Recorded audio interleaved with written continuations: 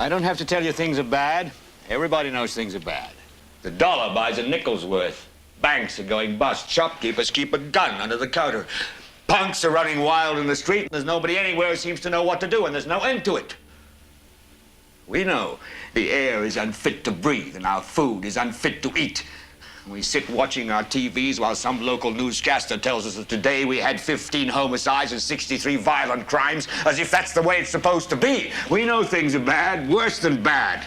They're crazy. It's like everything everywhere is going crazy, so we don't go out anymore.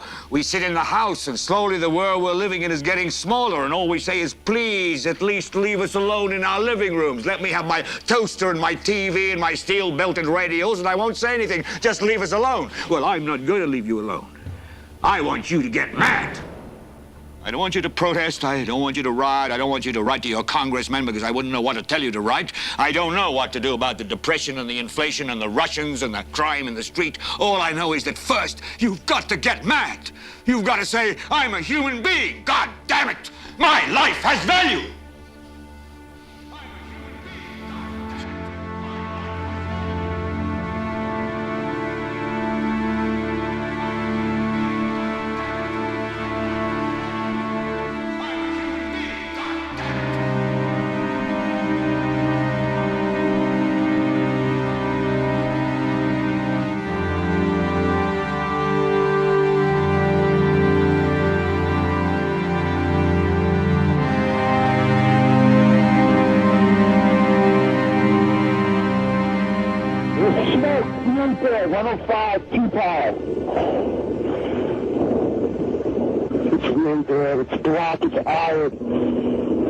My wife thinks I'm all right. I called her and said I was leaving the building. I was fine, and I'm banged. It's three of us, 2 broken windows. Oh, God!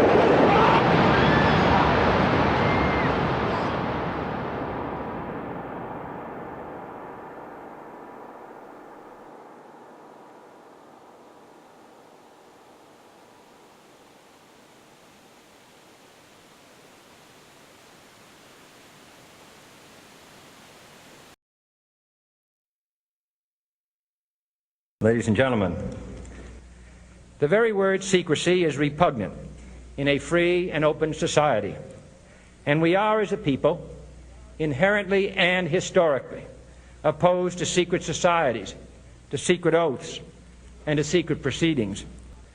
For we are opposed around the world by a monolithic and ruthless conspiracy that relies primarily on covert means for expanding its sphere of influence, on infiltration instead of invasion, on subversion instead of elections, on intimidation instead of free choice. It is a system which has conscripted vast human and material resources into the building of a tightly knit, highly efficient machine that combines military, diplomatic, intelligence, economic, scientific, and political operations. Its preparations are concealed, not published. Its mistakes are buried, not headlined. Its dissenters are silenced, not praised. No expenditure is questioned, no secret is revealed.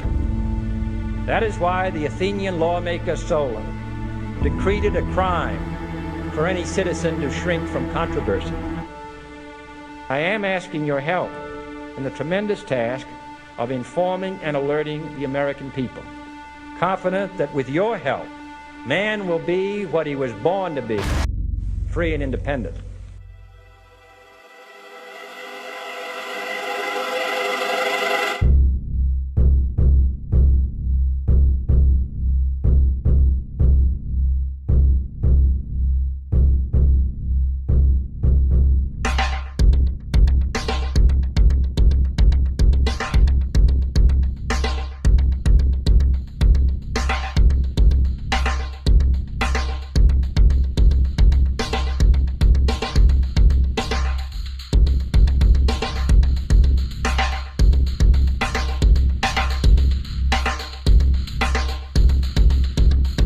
In 1775, the American Revolutionary War began as the American colonies sought to detach from England and its oppressive monarchy.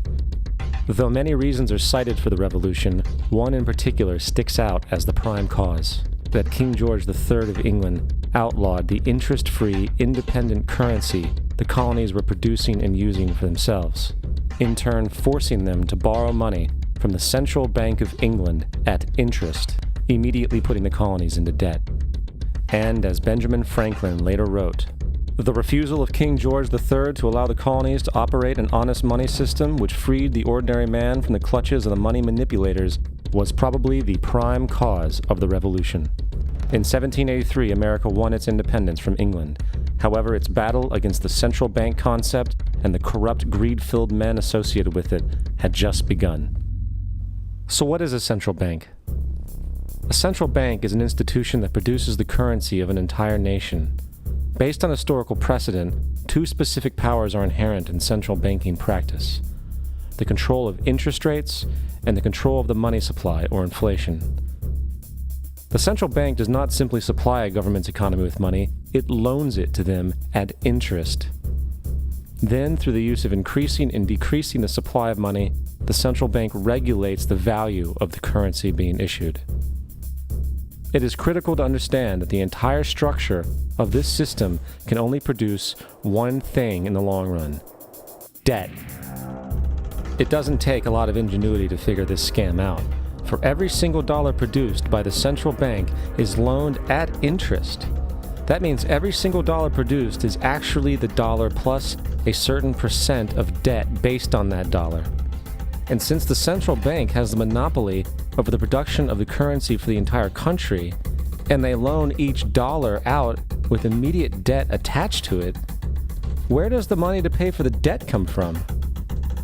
It can only come from the central bank again, which means the central bank has to perpetually increase its money supply to temporarily cover the outstanding debt created, which in turn, since that new money is loaned out at interest as well, creates even more debt. The end result of this system without fail is slavery, for it is impossible for the government and thus the public to ever come out of the self-generating debt. The founding fathers of this country were well aware of this.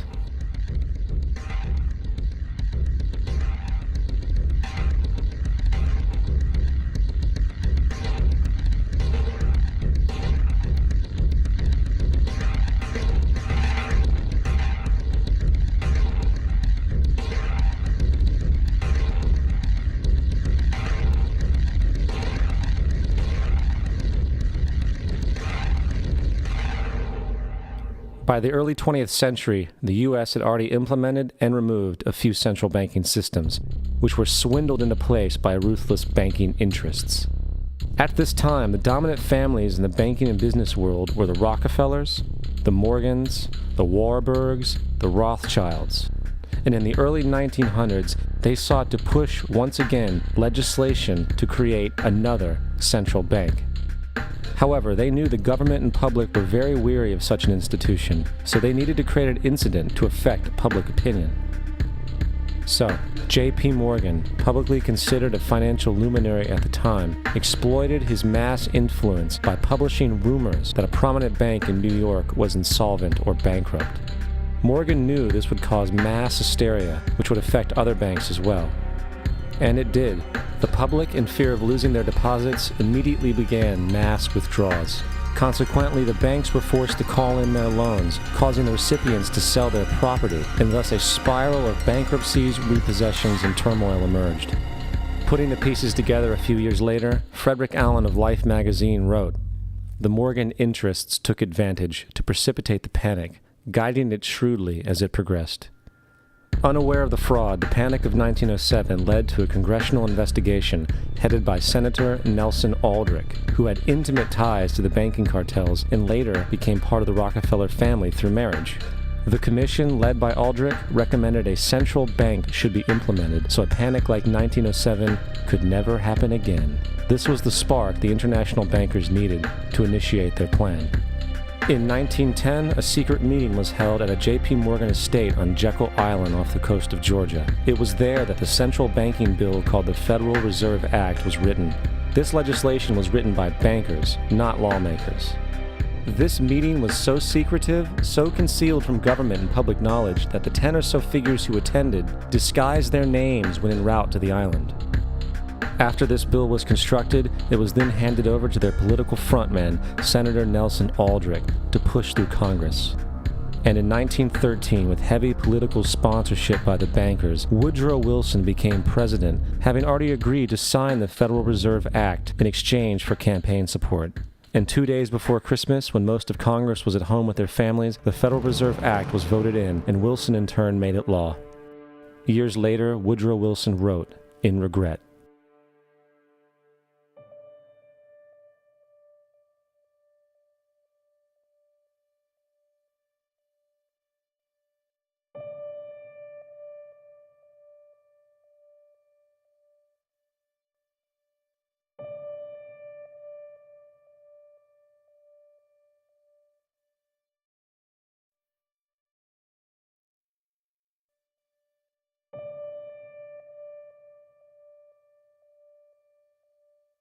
Congressman Lewis McFadden also expressed the truth after the passage of the bill.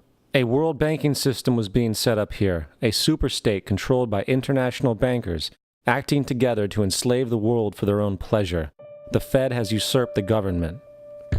Now, the public was told that the Federal Reserve System was an economic stabilizer, and inflation and economic crises were a thing of the past. Well, as history has shown, nothing is further from the truth. The fact is, the international bankers now had a streamlined machine to expand their personal ambitions. It's alive! It's alive! It's alive! For example, from 1914 to 1919, the Fed increased the money supply by nearly 100%, resulting in extensive loans to small banks and the public. Then, in 1920, the Fed called in mass percentages of the outstanding money supply, thus resulting in the supporting banks having to call in huge numbers of loans, and just like 1907, bank runs, bankruptcy, and collapse occurred. Over 5,400 competitive banks outside of the Federal Reserve System collapsed, further consolidating the monopoly of a small group of international bankers. Privy to this crime, Congressman Lindbergh stepped up and said in 1921, "Under the Federal Reserve Act, panics are scientifically created. The present panic is the first scientifically created one, worked out as we figure a mathematical equation." However, the panic of 1920 was just a warm-up. From 1921 to 1929, the Fed again increased the money supply, resulting once again in extensive loans to the public and banks. There was also a fairly new type of loan called a margin loan in the stock market. Very simply, the margin loan allowed an investor to put down only 10% of a stock's price, with the other 90% being loaned through the broker. In other words, a person could own $1,000 worth of stock with only $100 down. This method was very popular in the roaring 1920s, as everyone seemed to be making money in the market. However, there was a catch to this loan. It could be called in at any time and had to be paid within 24 hours. This is termed a margin call, and the typical result of a margin call is the selling of the stock purchased with the loan. So, a few months before October in 1929, J.D. Rockefeller, Bernard Baruch, and other insiders quietly exited the market, and on October 24, 1929, the New York financiers who furnished the margin loans started calling them in masse. This sparked an instantaneous, massive sell-off in the market, for everyone had to cover the margin loans. It then triggered mass bank runs for the same reason, in turn collapsing over 16,000 banks, enabling the conspiring international bankers to not only buy up rival banks at a discount, but to also buy up whole corporations at pennies on the dollar. It was the greatest robbery in American history. But that didn't stop there. Rather than expanding the money supply in order to recover from this economic collapse, the Fed actually contracted it, fueling one of the largest depressions in history. Once again outraged, Congressman Lewis McFadden, a longtime opponent of the banking cartels, began bringing impeachment proceedings against the Federal Reserve Board, saying of the crash and depression, "It was a carefully contrived occurrence. International bankers sought to bring about a condition of despair so that they might emerge the rulers of us all." Not surprisingly, and after 2 previous assassination attempts, McFadden was poisoned at a banquet before he could push for the impeachment.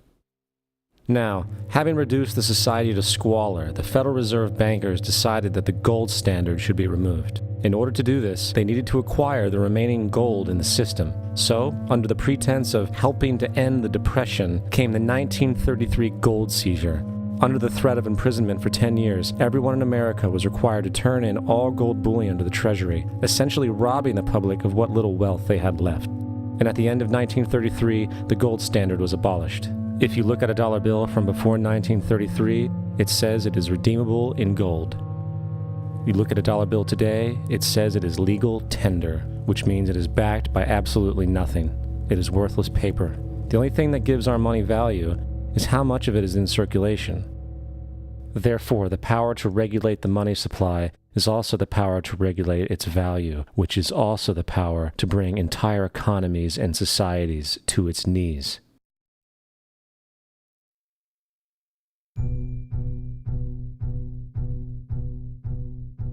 It's important to clearly understand the Federal Reserve is a private corporation. It is about as Federal Express. It makes its own policies and is under virtually no regulation by the U.S. government. It is a private bank that loans all the currency at interest to the government, completely consistent with the fraudulent central banking model that the country sought to escape from when it declared independence in the American Revolutionary War. Now, going back to 1913, the Federal Reserve Act was not the only unconstitutional bill pushed through Congress. They also pushed the federal income tax. It's worthwhile to point out that the American public's ignorance towards the federal income tax is a testament to how dumbed down and oblivious the American population really is. First of all, the federal income tax is completely unconstitutional, as it is a direct, unapportioned tax. All direct taxes have to be apportioned to be legal based on the Constitution. Secondly, the required number of states in order to ratify the amendment to allow the income tax was never met, and this has even been cited in modern court cases.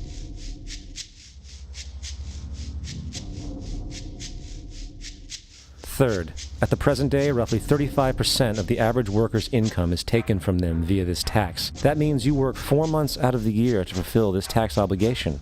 And guess where that money goes? It goes to pay the interest on the currency being produced by the fraudulent Federal Reserve Bank, a system that does not have to exist at all. The money you make working 4 months out of the year goes almost literally into the pockets of the international bankers who own the private Federal Reserve Bank. And fourth, even with the fraudulent government claim as to the legality of the income tax, there is literally no statute, no law in existence that requires you to pay this tax, period. I really expected that, of course, there's a law that you can point to in the law book, the code, that requires you to file a tax return. Of course there is. I was at that point where I couldn't find the statute that clearly made a person liable. At least not me and most people I know, and I had no choice in my mind except to resign. Based on the research that I did throughout the year 2000 and that I'm still doing, I have not found that law. I've asked Congress, we've asked a lot of people in the IRS commissioners, helpers. They can't answer, because if they answer, the American people are going to know that this whole thing is a fraud. I haven't filed an federal income tax return since I left. I have not filed a tax return since 1999. The income tax is nothing less than the enslavement of the entire country. Now, the control of the economy and the perpetual robbery of wealth is only one side of the Rubik's Cube the bankers hold in their hands. The next tool for profit and control is war.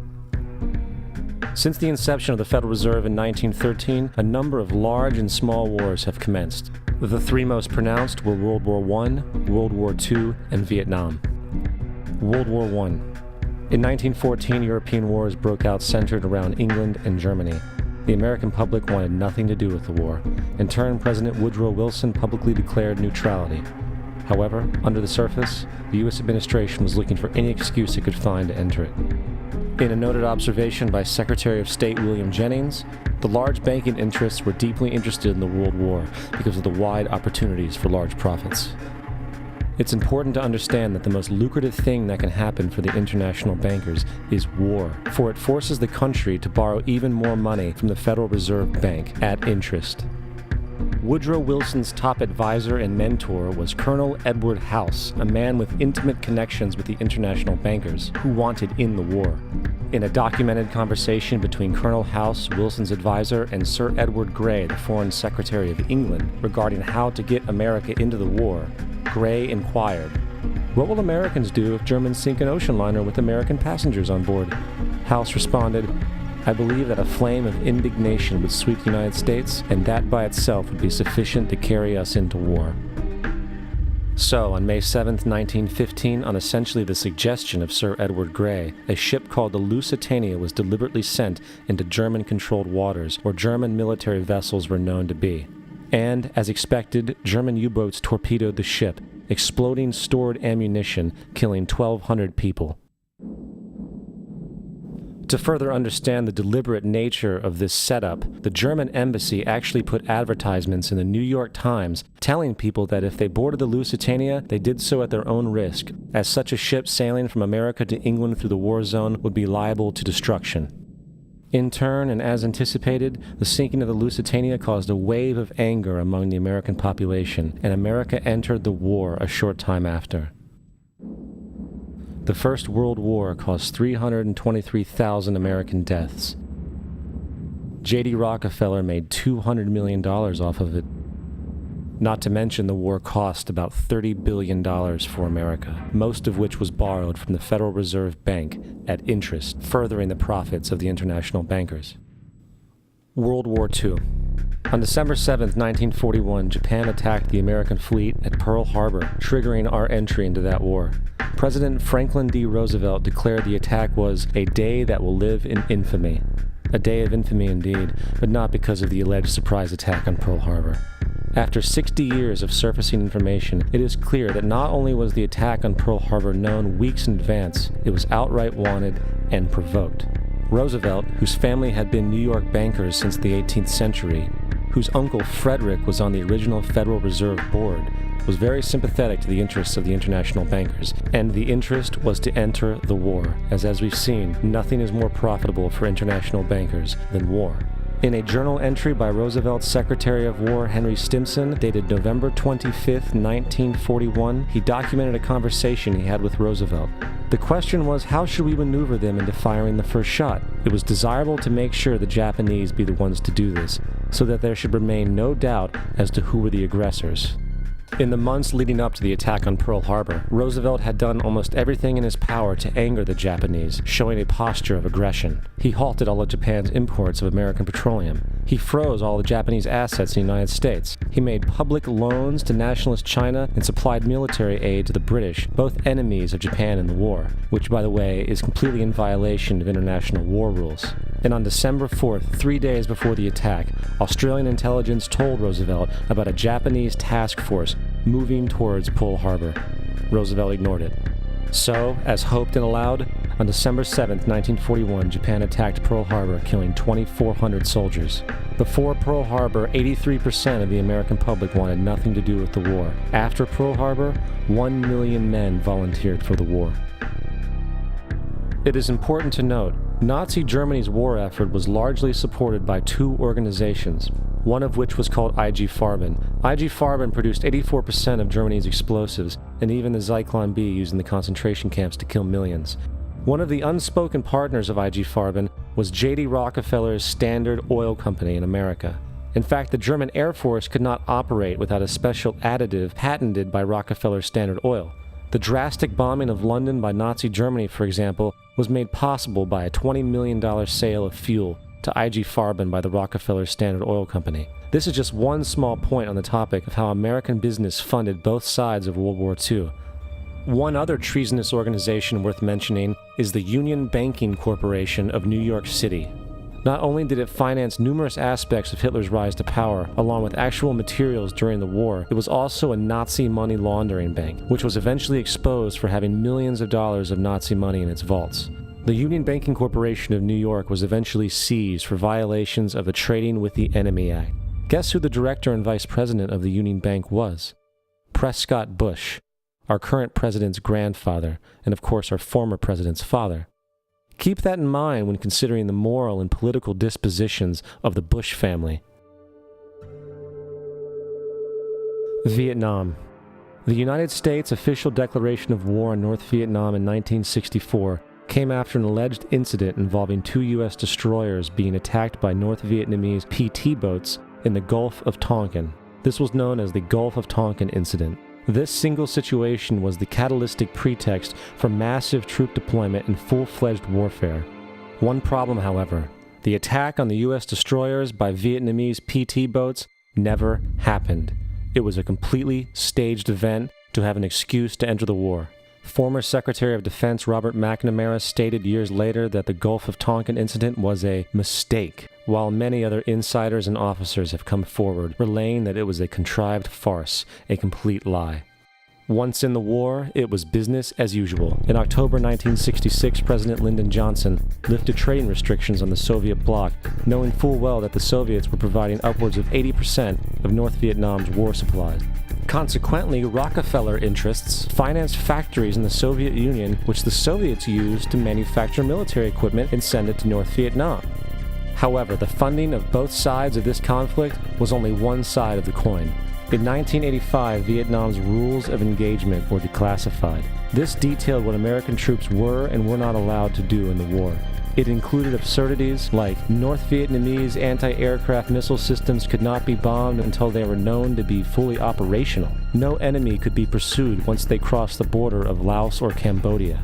And most revealing of all, the most critical strategic targets were not allowed to be attacked unless initiated by high military officials. Apart from these imposed ludicrous limitations, North Vietnam was informed of these restrictions and therefore could base entire strategies around the limitations of the American forces. This is why the war went on so long. And the bottom line is this: the Vietnam War was never meant to be won, just sustained. This war for profit resulted in 58,000 American deaths and 3 million dead Vietnamese. So, where are we now? September 11th was the jumpstart for what is now an accelerated agenda by the ruthless elite. It was a staged war pretext no different than the sinking of the Lusitania, the provoking of Pearl Harbor, and the Gulf of Tonkin lie. In fact, if 9/11 wasn't a planned war pretext, it would be an exception to the rule. It has been used to launch 2 unprovoked illegal wars, one against Iraq and one against Afghanistan. However, 9/11 was a pretext for another war as well, the war against you. The Patriot Act, Homeland Security, the Military Tribunals Act, and other legislations are all completely and entirely designed to destroy your civil liberties and limit your ability to fight back against what is coming. Currently in the United States, unannounced to most brainwashed Americans, your home can be searched without a warrant, without you being home. You can in turn be arrested with no charges revealed to you, detained indefinitely with no access to a lawyer, and legally tortured, all under the suspicion that you might be a terrorist. If you need a painted picture of what is happening in this country, let's recognize how history repeats itself. In February 1933, Hitler staged a false flag attack, burning down his own German parliament building, the Reichstag, and blamed it on communist terrorists. Within the next few weeks, he passed the Enabling Act, which completely eradicated the German Constitution, destroying people's liberties. He then led a series of preemptive wars, all justified to the German people as necessary to maintaining homeland security.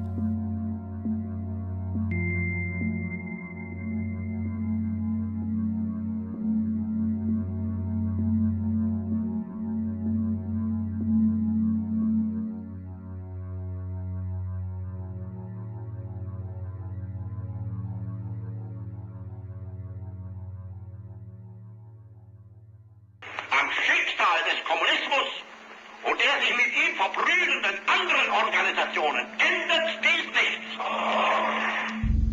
Our enemy is a radical network of terrorists and every government that supports them. It's time to wake up. The people in power go out of their way to make sure that you are perpetually misled and manipulated. The majority's perception of reality, especially in the political arena, is not their own. It is shrewdly imposed upon them without them even knowing it. For example, the public at large actually believes the invasion of Iraq is going badly, as sectarian violence doesn't seem to stop. What the public fails to see is that the destabilization of Iraq is exactly what the people behind the government want. This war is to be sustained so the region can be divided up, domination of the oil maintained, continual profits reaped for the defense contractors, and most importantly, permanent military bases established to be used as a launching pad against other oil-bearing, non-conforming countries such as Iran and Syria. For further implication that the civil war and destabilization is purely intentional, in 2005, 2 elite British SAS officers were arrested by Iraqi police after being caught driving around in their car shooting at civilians while dressed up as Arabs. After being arrested and taken to a jail in Basra, the British Army immediately requested the release of these men. When the Basra government refused, British tanks came in and physically broke out the men from the Basra prison. If you wish to destroy an area, how do you do it? Well, there are 2 ways. You can go in there and bomb it and so forth, but that is not very efficient. What you do is you try to get the people in that area to kill each other and to destroy their own territory, their own farms. And that's what's been done in that area. The way in which you destroy an opponent is get him to destroy himself by dividing his ranks against one another. Then you feed both sides. You have agents feeding both sides, inflaming both sides. And they kill each other off. And it's time that some of us woke up to this reality, to understand that people who try to maintain empires and create empires do it by manipulating the people they're trying to conquer.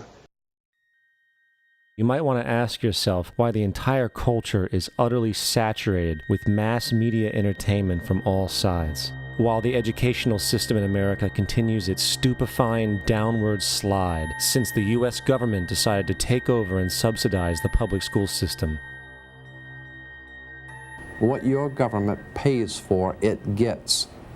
When we understand that, then we look at government-financed institutions of education and see the kind of students and the kind of education that's being turned out by these government-financed schools. Logic will tell you that if what is being turned out in those schools was not in accord with what the state and the federal government wanted, then it would change it. The bottom line is that the government is getting what they have ordered. They do not want your children to be educated. They do not want you to think too much.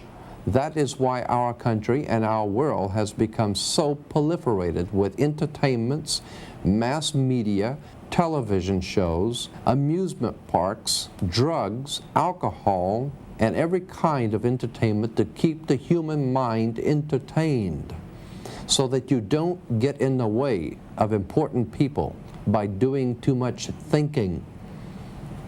You had better wake up and understand that there are people who are guiding your life and you don't even know it. We're in a lot of trouble because you people and 62 million other Americans are listening to me right now, because less than 3% of you people read books. Because less than 15% of you read newspapers. Because the only truth you know is what you get over this tube.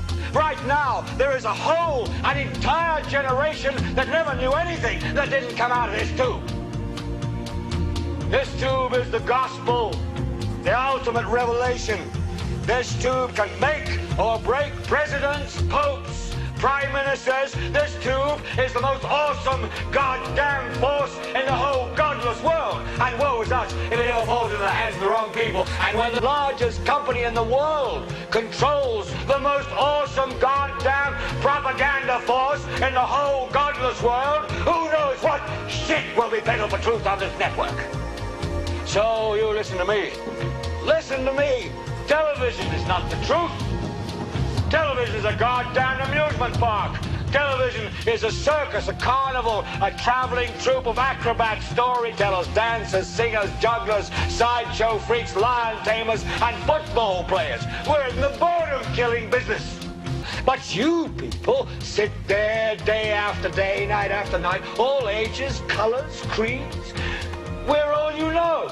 You're beginning to believe the illusions we're spinning here. You're beginning to think that the tube is reality and that your own lives are unreal. You do whatever the tube tells you. You dress like the tube. You eat like the tube. You raise your children like the tube. You even think like the tube. This is mass madness, you maniacs. In God's name, you people are the real thing. We are the illusion. The last thing the men behind the curtain want is a conscious, informed public capable of critical thinking, which is why a continually fraudulent zeitgeist is output via religion, the mass media, and the educational system. They seek to keep you in a distracted, naive bubble, and they are doing a damn good job of it. In 2005, an arrangement between Canada, Mexico, and the United States was made. This arrangement, unannounced to the public, unregulated by Congress, merges the United States, Mexico, and Canada into one entity, erasing all borders. It's called the North American Union, and you might want to ask yourself why you've never heard of this. In fact, there is only one mainstream reporter who has actually heard of and has had the courage to cover this issue. The Bush administration's open borders policy and its decision to ignore the enforcement of this country's immigration laws is part of a broader agenda. President Bush signed a formal agreement that will end the United States as we know it, and he took the step without approval from either the U.S. Congress or the people of the United States. It's a deal that few have even heard of. It's being done again by very few people at the very top on behalf of the investment class, but the working class of people, political officials across our country, from communities, from cities and so forth, they don't know anything about this. This isn't some trade agreement. It is a total removal of sovereignty from these countries, which will also result in a completely new currency called the Amero. Fall. Apart from that, I think one thing people who are dollar-based need to focus on is the Amero. That's the one thing that nobody's talking about that I think is going to have a big impact on everybody's life in Canada, the U.S., and Mexico. The Amero is the proposed new currency for the North American community, which is being developed right now between Canada, the U.S., and Mexico to make a borderless community, much like the EU, and the dollar, Canadian dollar, U.S. dollar, and the Mexican peso replaced by the Amero. By default of this agreement, the American Constitution will eventually be obsolete. You would think that a situation like this would be on the cover of every major newspaper. That is until you realize that the people who are behind this movement are the same people behind the mainstream media, and you are not told what you're not supposed to know. The North American Union is the same concept as the European Union, the African Union, and the soon-to-be Asian Union, and the same people are behind all of them. And, when the time is right, the North American Union, the European Union, the African Union, and the Asian Union will be merged together, forming the final stages of a plan these men have been working on for over 60 years. A one-world government.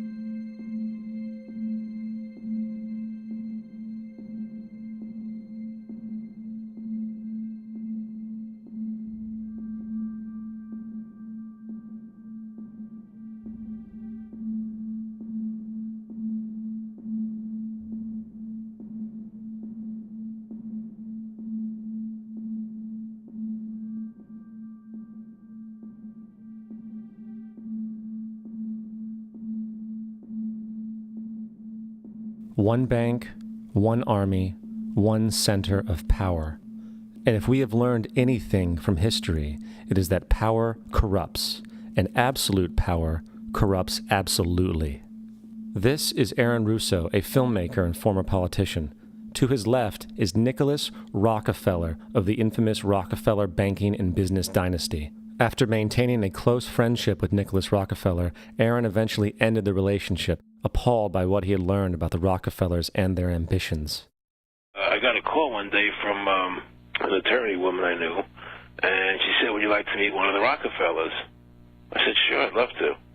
And we became friends, and we began to divulge a lot of things to me So he said to me one night, he said that there's going to be an event there, and out of that event, you're going to see we're going to go into Afghanistan, so we can run pipelines from the Caspian Sea. We're going to go into Iraq to take the oil and establish a base in the Middle East, and we're going to go into Venezuela and try and get rid of Chavez.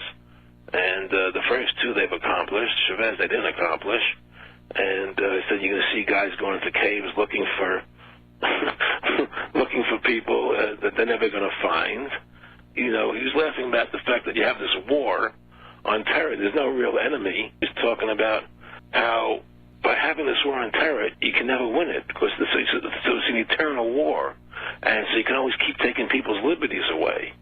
And I said, how are you going to convince people that this war is real? He said, but the media can convince everybody it's real. I mean, you know, it's just that you keep talking about things. You keep saying it over and over and over again, and eventually people believe it.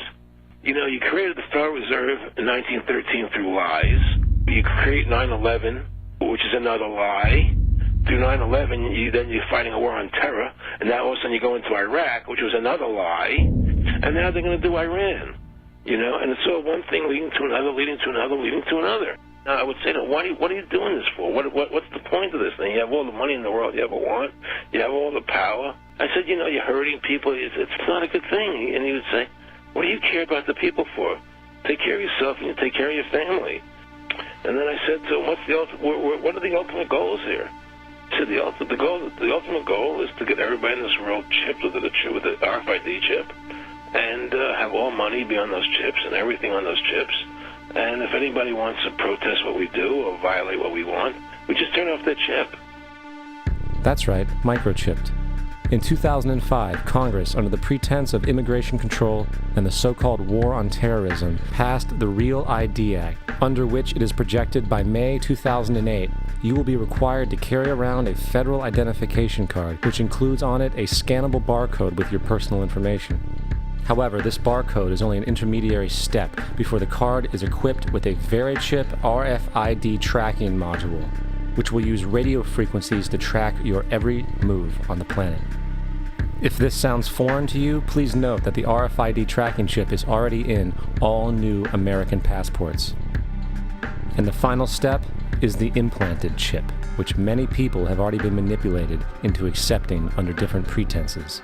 We have a Florida family who are really pioneers in a brave new world. They have volunteered to be the first ever to have microchip identification devices implanted into their body. After 9/11, I was really concerned with the security of my family. I wouldn't mind having something planted permanently in my arm that would identify me. In the end, everybody will be locked into a monitored control grid where every single action you perform is documented. And if you get out of line, they can just turn off your chip, for at that point in time, every single aspect of society will revolve around interactions with the chips. This is the picture that is painted for the future if you open your eyes to see it. A centralized one-world economy where everyone's moves and everyone's transactions are tracked and monitored, all rights removed. The most incredible aspect of all, these totalitarian elements will not be forced upon the people will demand them. For the social manipulation of society through the generation of fear and division has completely detached humans from their sense of power and reality. A process which has been going on for centuries, if not millennia. Religion, patriotism, race, wealth, class, and every other form of arbitrary, separatist identification and thus conceit has served to create a controlled population, utterly malleable in the hands of the few. Divide and conquer is the motto, and as long as people continue to see themselves as separate from everything else, they lend themselves to being completely enslaved. The men behind the curtain know this, and they also know that if people ever realize the truth of their relationship to nature and the truth of their personal power, the entire manufactured zeitgeist they prey upon will collapse like a house of cards.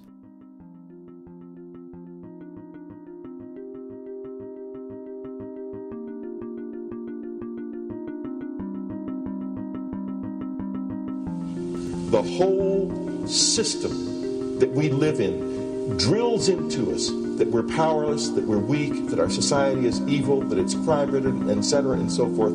It's all a big, fat lie. We are powerful, beautiful, extraordinary. There is no reason why we cannot understand who we truly are, where we are going. There is no reason why the average individual cannot be fully empowered. We are incredibly powerful beings. You know, I think I spent 30 years of my life, in the first 30, trying to become something. I wanted to become good at things. I wanted to become good at tennis. I wanted to become good at school and grades and everything I kind of viewed in that perspective. I'm not okay the way I am, but if I got good at things, you realize that I had the game wrong. That the game was to find out what I already was. Find out what I already was.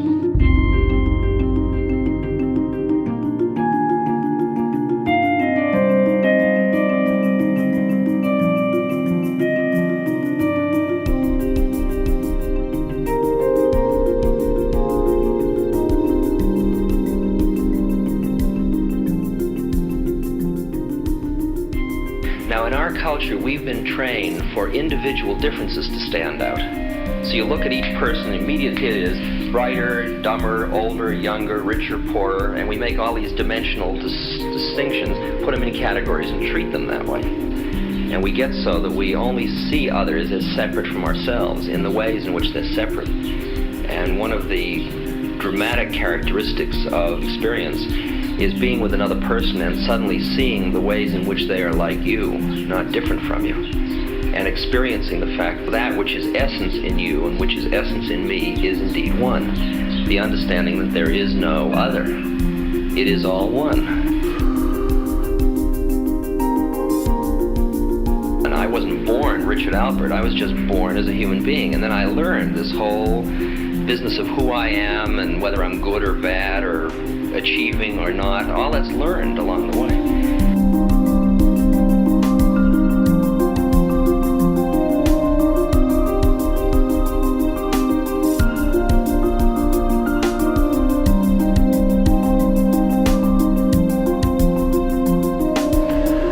The old appeals to racial, sexual, and religious chauvinism, to rabid nationalist fervor, are beginning not to work. A new consciousness is developing which sees the earth as a single organism and recognizes that an organism at war with itself is doomed.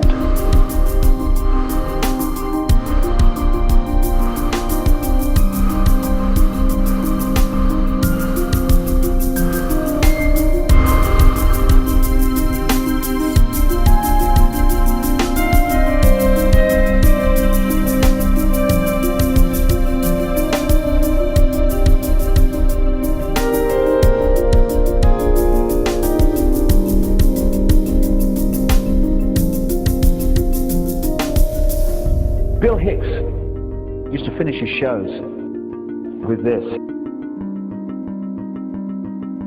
Life's like a ride in an amusement park. And when you go on it, you think it's real. Because that's how powerful our minds are. And the ride goes up and down and round and round. It has thrills and chills, and it's very brightly colored. And it's very loud, and it's fun for a while. Some have been on the ride for a long time, and they begin to question, is this real, or is this just a ride? And other people have remembered, and they come back to us and they say, hey, don't worry. Don't be afraid ever, because this is just a ride. And we kill those people. Shut him up, I've got a lot invested in this ride. Shut him up! Look at my furrows of worry. Look at my big bank account. My family, this has to be real. It's just a ride. But we'll kill those good guys who try and tell us that. You ever notice that? And let the demons run amok? But it doesn't matter, because it's just a ride, and we can change it anytime we want. It's only a choice. No effort, no work, no job, no savings of money. Just a choice right now between fear and love.